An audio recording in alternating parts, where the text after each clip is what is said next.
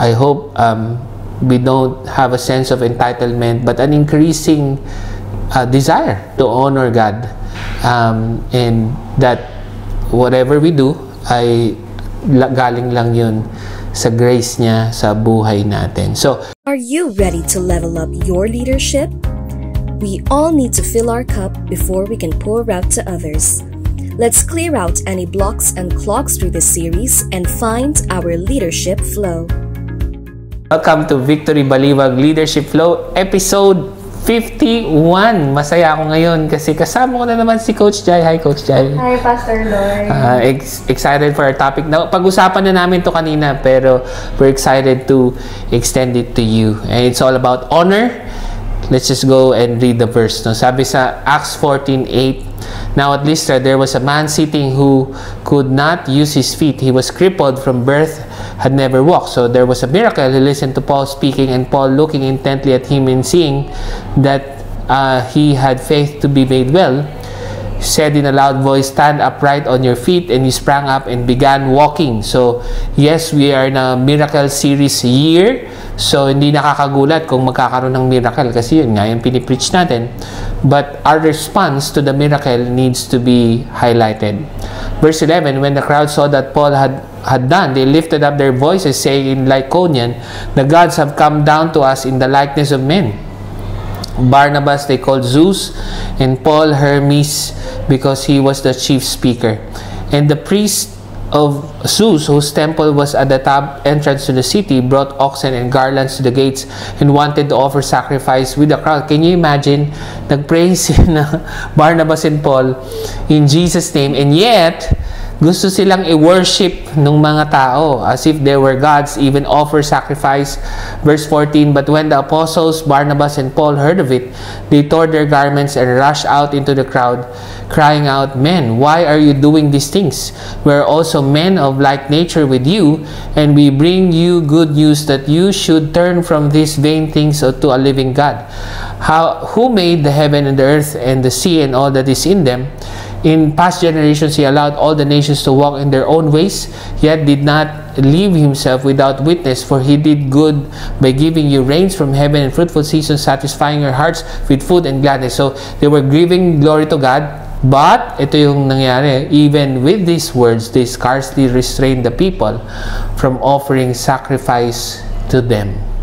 And yes, we teach our people to honor our leaders, honor God, pero there's such a thing as Acts 14:18, over-honor naman, ano? Nakakarating yung mga tao na parang hindi na si Lord yung nag-glorify, rather kung sino yung channel ng miracle. And siyempre, pwede yan mangyari sa atin as leaders kasi kung naniniwala tayo sa miracle, tapos tayo yung nag-pray, so baka sa atin mapunta yung glory. But siguro, ito yung unang highlight to which I'll give Coach Jai the opportunity to share kasi naganda nung shinare niya kanina eh. I'd like to hear it. Urgency, no? I think the operative word there is yung verse 14. They're rushed, okay? Nag-rush sila na parang ino-honor sila masyado, and they rush and to clarify, no, mamaya yun yung point number 2. Hindi, tao lang kami, no? And marami, no, sa mga leaders, pag hindi tayo careful, magiging entitled tayo, lalo na sa younger student leaders, no? So lalo na sa perspective ng campus ministry, our students, what can you say about urgency in clarifying dapat kung nakanino yung glory? Yes po, sa mundo na kinaanawan po natin ngayon is parang yung fame talaga yung hinahanap ng mga tao, especially the young people na yun nga, parang there's really an urgency or importance na i-correct sila na hindi ito dahil sa sarili nilang strength or own abilities. Kasi po sometimes parang pag sinasabihan na ang galing mo, tumatayo ka na dun sa stage, or ang galing mo magsalita dun sa harap, parang we forgot na si Lord pala yung nagbigay ng lahat ng to. Yes. Hindi pala to dahil sa sarili nilang strength. So yun po, especially right now na with the use of social media, TikTok and all, na parang yun nga, instantly you can be famous with all these platforms. So very important po na yun talaga, yung may urgency as Christians na hindi ito dahil sa kakayahan namin, but it's really because of the Lord who has given these things to us. Yeah. I was just reminded lang kanina while we were talking, na-remind tayo kay Ananias tsaka kay Sapphira sa Acts 5. And jokingly, people say na bakit namatay si Ananias Sapphira sa Acts 5? Dahil Sapphira. But I said, submit to us, and we agreed, no, it was not about the money. Kasi, sabi ni Peter sa kanila, hindi ba't bago nyo binenta yung bahay, sa inyo naman yan. At nung nakuha nyo yung pinagbilhan, sa inyo pa rin naman din yung pera. Pero tinanong ko kayo, sabi ng Acts 5, ito na ba yung lahat ng pinagbilhan? At ang sagot nyo, oo. And so therefore, it's not really about the money, but they wanted to be honored in the midst of the people. Ay, na ito, si Ananias at Sapphira ay nagbigay ng buong bahay nila para sa Christianity. Whereas, hindi naman. So, why would you say na ito yung buong pera kung hindi naman ito yung buong pera? The simple answer is, you wanted to be honored by the people more than what you give. And so, I think the very important question, lalo na sa students natin, who are you doing this for? Okay? So, kunwari, tumayo na sa harap, nag-preach na and all. And sana natatanong natin, para kanino mo ba ito ginagawa? Kasi it will align us with urgency. Oo nga, no? Baka nga hindi ko ito ginagawa para kay God, kung hindi para sa atin. How important is that question? Medyo nagdudual ako dito, no, na sana matanong natin yan sa mga students. Oh, sige, para kanino mo ba yan ginagawa? Does that make sense, no? Can you comment on that? Very important po na to know really the why. Kasi sometimes, parang dahil nga puro honoring na yung naririnig nila, parang nakikita na ay, ang galing ko pala, ay, ito na pala ako ngayon, these are the things that I am doing for the ministry or I'm capable of, na nakakalimutan na po nila yung reason na I'm doing all of these things, serving the Lord, nag-share ng word ng God, it's because I want to honor Him. Na yung credit is napupunta sa sarili po nila, but really, to God alone. So, I think yun po talaga yung pinaka-importante na go back to the basic or very foundation na why we exist is really bring honor to the Lord. Yeah. Tsaka may rush na salita, no? Urgent na i-correct yung mga tao. Kasi sa Acts 12, medyo na-mention din natin kanina, si Herod, di ba? Sumisigaw yung mga tao sa kanya, si King Herod. The voice of a man, the voice of a God, not of a man. Sinisigaw ng mga tao, to which tinanggap niya.